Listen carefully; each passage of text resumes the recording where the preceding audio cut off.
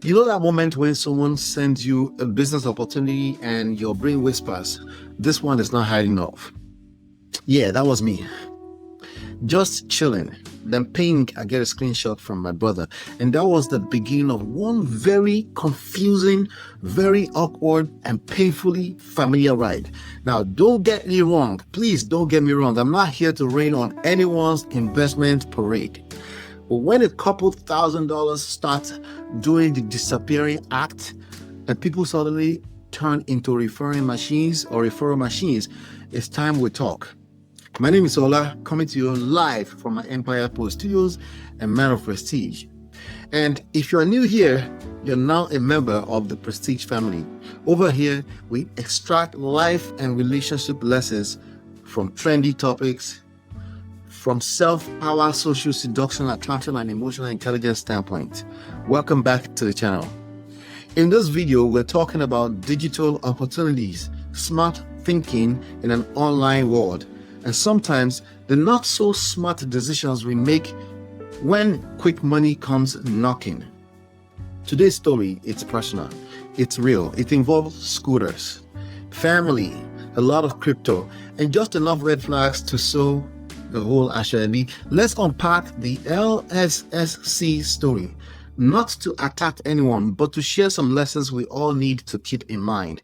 So here I am, one fine afternoon, and my brother sends me this screenshot from a company called LSSC, Lightning Shared Scooter Company. Apparently, a close family friend had just whispered to him, told him about it. They were inviting him to join me. What is the model? Invest a few $1,000s, then they buy scooters, then the scooters go out and work. You sit back and collect daily profit, Monday to Friday, passive income. Passive income, baby. Who doesn't want that? And I'm thinking, interesting. So I texted my brother back something like, this one is giving Ponzi with audio e-scooter flavor. But it was too late. They had already invested. Yup, no due diligence, just vibes, inshallah, and returns. Weeks later, another family member, a whole auntie, had now joined the same investment thanks to a referral from the original investor.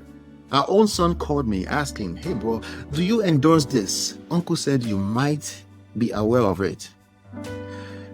I almost choked on my gari because this is getting wild, right? Let me be clear.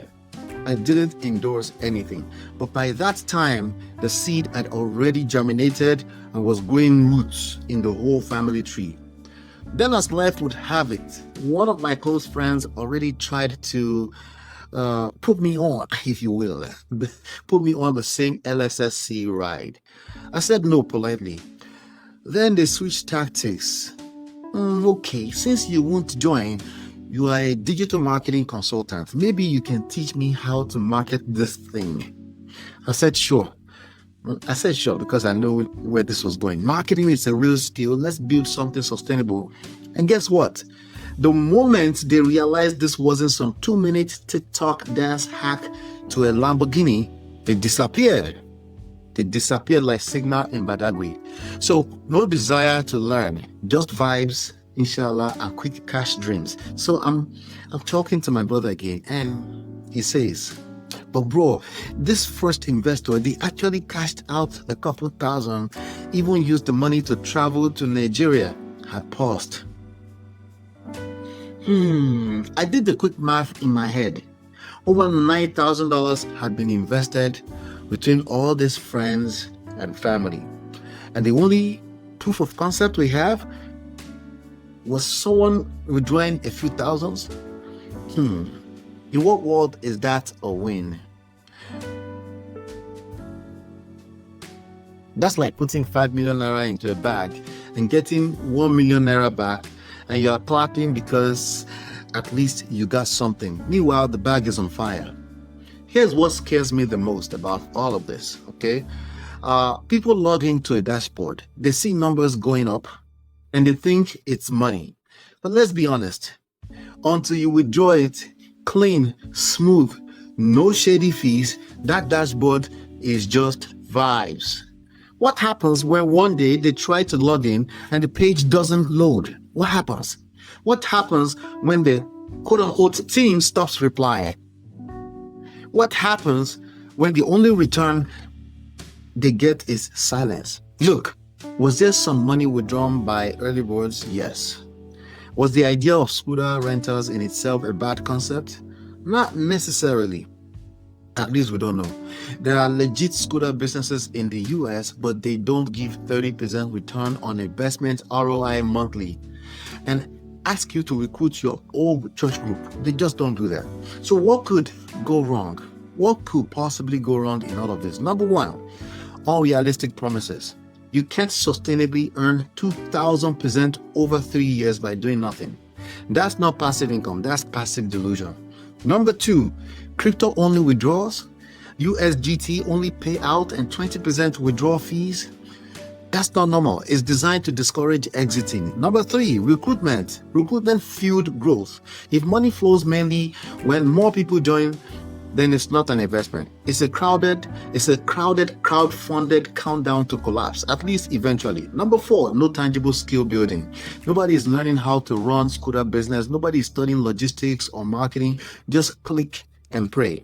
But here are lessons to be learned without shame, without shade, to everyone who joined because they were desperate, hopeful, and just trusting someone close. I get it. Hope is powerful. The economy is tight. And when someone you love says this works, it's hard to say no. But next time, pause. Ask questions. Check if the business would survive without recruitment. And above all, invest in understanding, not just outcomes. This video isn't to shame anyone. It's not to destroy anyone's hustle. It's just a reminder that sustainable wealth isn't built on wishful dashboards or screenshots. It's built on real value, real skills, and real patience. And sometimes saying no is the most profitable decision of all.